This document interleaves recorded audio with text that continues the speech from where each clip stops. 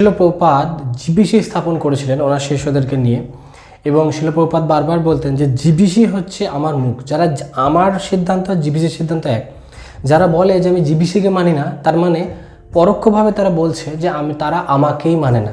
সুতরাং জিবিসিটাকে শিল প্রভুপাদ কতটা গুরুত্ব দিয়েছিলেন।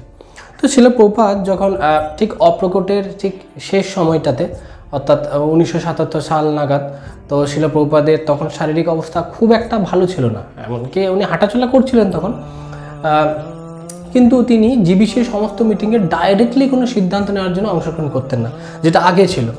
তো সেই সময় কী হতো, জিবিসির যে শিষ্যরা ছিল সেই শিষ্যরা ওনারাই সমস্ত কিছু সিদ্ধান্ত নিত এবং সিদ্ধান্তটা যেটা হতো সেটা শিল প্রভুপাদের কাছে নিয়ে আসা হতো। শিল প্রভুপাদ সেটাকে ফাইনালি অনুমোদন করতেন।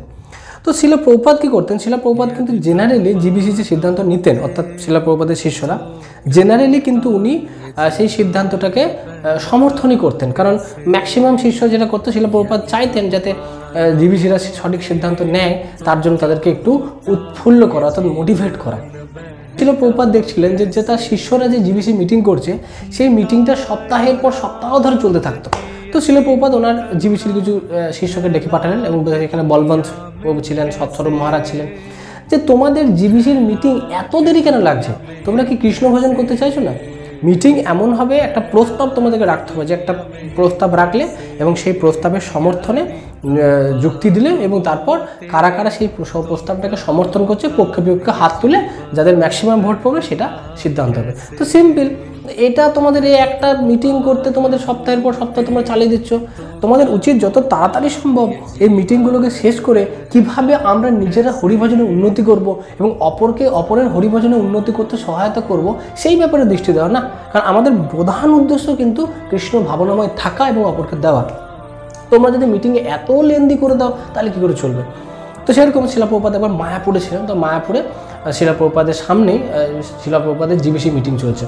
তো প্রভুপাদ বসে আছেন। প্রভুপাদ জেনারেলি মায়াপুরে থাকলে তিনি মহাপ্রভুর লীলা দিব্যলীলা আস্বাদন করতে ব্যস্ত থাকতেন। এসব মিটিং শেষের সময় উনি অতটা পছন্দ করতেন না। তো সেই সময় শিল প্রভুপাদ একটু মজার ছলে দেখলেন যে ওনার শিষ্যরা কোনো একটা টপিকের ওপর ওরা বাক বিতণ্ডা করছে। শিল প্রভুপাদের সামনে এর তর্ক, এ কিছু বলছে ও কিছু বলছে, একটা বাক বিতণ্ডায় জড়িয়ে পড়ছে, একটু হুম্বিতম্বি হচ্ছে, এই হচ্ছে এবং লাস্টে কিছু একটা প্রস্তাব নিলে এবং লাস্ট ফাইনাল ডিসিশন হবে যে এর পক্ষে এবং বিপক্ষে সমর্থন হাত তুলে দিতে হবে। তো দেখলেন শিল প্রভুপাদ ওই যুক্তি যে প্রস্তাবটা আনা ছিল তার পক্ষে বেশি সমর্থন হয়েছে এবং বিপক্ষে কম সমর্থন হয়েছে। তো শিল প্রভুপাদ দেখে নিলেন যে পক্ষে বেশি সমর্থন হয়েছে। তারপর শিল প্রভুপাদ ঠিক আছে, যখন পক্ষে বেশি সমর্থন হয়েছে শিল প্রভুপাদ হাতটা তুলে হাসতে হাসতে বলেন আমিও তাহলে এটা সমর্থন করি, আমিও এটা সমর্থন করি। অর্থাৎ শিল প্রভুপাদ দেখালেন যে যেহেতু তোমরা একটা সিদ্ধান্ত নিচ্ছ, আমি সেই সিদ্ধান্তটাকে বারবার খণ্ডন করে দিলে সেটা ঠিক দেখাবে না। কিন্তু যখন শিল প্রভুপাদ কোনো সিদ্ধান্ত পছন্দ হতো না, সঠিক হতো না, শিল প্রভুপাদ ডাইরেক্টলি মুখে কিছু বলতেন না, কিন্তু ওনার ব্যবহারের মাধ্যমে উনি বলে দিতেন। সেরকমই একবার একটা সিদ্ধান্ত নেওয়া হয়েছিল যে সমস্ত স্ত্রীদের, যে সমস্ত মহিলাদের তাদের স্বামী থাকছে না, স্বামী নেই, অথচ তাদের একটা করে বাচ্চা আছে, সেই স্ত্রীদের কি হবে? সেই স্ত্রীদের কি মন্দিরে থাকার ব্যবস্থা করা হবে? তারা কোথায় যাবে যেহেতু তাদের স্বামী নেই? তো এইটা নিয়ে সিদ্ধান্তের পক্ষে বিপক্ষে যুক্তি হলো এবং দেখা গেল যে ওই সমস্ত মহিলাদের যাদের স্বামী নেই অথচ একটা করে সন্তান রয়েছে, তাদেরকে যদি মন্দিরে রাখা হয় তাদের জন্য একটা রুম লাগবে, তাদের জন্য খাওয়া পড়া, অথচ তারা মন্দিরের বিরাট কিছু ইয়েতে অংশগ্রহণ করছে না। অর্থাৎ জড়জাগতিক দৃষ্টিকোণ থেকে দেখতে গেলে তারা মন্দিরকে অতটা কিছু দিতে পারছে না।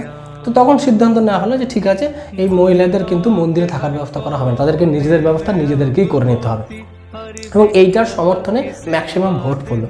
এবং তারপর সেই সিদ্ধান্তটা যখন পাস করার জন্য শিল প্রভুপাদের কাছে নিয়ে আসা হলো, যে প্রভুপাদ সৎস্বরূপ মহারাজ প্রভুপাদকে বললেন, প্রভুপাদ এরকম যে সমস্ত মহিলা তাদের সন্তান রয়েছে অথচ তাদের স্বামী নেই, তাদের দেখভালে অনেক টাকা ব্যয় হচ্ছে মন্দির থেকে, তো তাদেরকে আমরা আর মন্দিরে রাখবো না, তো এটা আমাদের সমর্থন হচ্ছে জিবিসি থেকে, আপনি এবার অনুমোদন করুন। শিল প্রভুপাদ যখন এটা শুনলেন, শিল প্রভুপাদ কিছুক্ষণের জন্য চুপ হয়ে গেলেন। জেনারেলি শিল প্রভুপাদ এই সমস্ত সিদ্ধান্তের বিরোধিতা করতেন না, কিন্তু সেই সিদ্ধান্তটা শিল প্রভুপাদ চোখটা বন্ধ করে চুপ হয়ে গেলেন। অনেকক্ষণ চুপ থাকার পর সৎস্বরূপ মহারাজ বুঝতে পারলেন যে শিল প্রভুপাদ প্রথমবার জিবিসির সিদ্ধান্তে এরকমভাবে ব্যবহার করছেন, মানে শিল প্রভুপাদ এটা পছন্দ হয়নি, কিন্তু মুখে উনি বলছেন না যে না, উনি দেখছেন যে জিবিসিকে একটা সম্মান দেওয়ার জন্য শিল প্রভুপাদ অনুকম্পা এবং বৈদিক ভক্তি অর্থাৎ অনুকম্পার এক মূর্তমান প্রতীক ছিলেন শিল প্রভুপাদ। কিন্তু আবার যেহেতু এটা অফিসিয়ালি ডিসিশন নেওয়া হয়েছে জিবিসি, সেই সিদ্ধান্তটাকে তিনি ডাইরেক্ট বিরোধ করছেন না, তো দুটোকে ব্যালেন্স করে চলছেন। তখন সৎস্বরূপ মহারাজ বুঝে গেলেন শিল প্রভুপাদ আমি বুঝতে পেরেছি, আমরা কি এটা চেঞ্জ করে দেবো, অর্থাৎ ওই মহিলা সন্তানদেরকে মন্দিরে থাকার ব্যবস্থা করবো? শিলা প্রভুপাদ বলেন তখন এটা চেঞ্জ করো। তখন সৎস্বরূপ মহারাজ বলেন তাহলে শিলা প্রভুপাদ আমরা এটা চেঞ্জ করছি ফাইনালি। শিলা প্রভুপাদ আবার চুপ করে শুধু এইটুকুই বললেন, অর্থাৎ চোখটা খুললেন না, চোখ বন্ধ করে। তখন সৎস্বরূপ মহারাজ বুঝে গেলেন এবং বাকিরা কয়েক সপ্তাহ ধরে এই মিটিং চলার পর যখন একটা সিদ্ধান্ত নেওয়া হলো সেটাকে রিজেক্ট করলেন প্রভুপাদ, তখন বাকিরা সবাই ক্লান্ত। তখন যাই হোক শিলা প্রভুপাদ বলে দিয়েছেন, তারপর আর কোনো কিছু বলার থাকে না এবং সেই সিদ্ধান্ত বাতিল করা হলো। অর্থাৎ শিলা প্রভুপাদ ছিলেন অনুকম্পার এক মূর্তমান প্রতীক। বলবন্তপুর বলছেন যে আমরা ওনার মূর্খ শিষ্য, আমরা সব কিছু জনজাগতিকভাবে সিদ্ধান্ত নিচ্ছিলাম। প্রভুপাদ আমাদেরকে শেখালেন যে কিছু কিছু জায়গায় আমাদেরকে ঈশ্বর ভাবনাময়, অর্থাৎ আমাদেরকে অনুকম্পার এই প্রভুপাদের মোড় দিয়ে, প্রভুপাদের চোখ দিয়ে, প্রভুপাদের চশমা দিয়ে আমাদেরকে অনেক কিছু সিদ্ধান্ত নেওয়া প্রভুপাদ শেখালেন, যে আমরা যখনই কোনো সিদ্ধান্ত নেব তখন যেন প্রভুপাদের চশমা লাগিয়ে আমরা সেই সিদ্ধান্তটা নিতে পারি। জগৎগুরু শিলা প্রভুপাদ কি জয়। হরে কৃষ্ণ।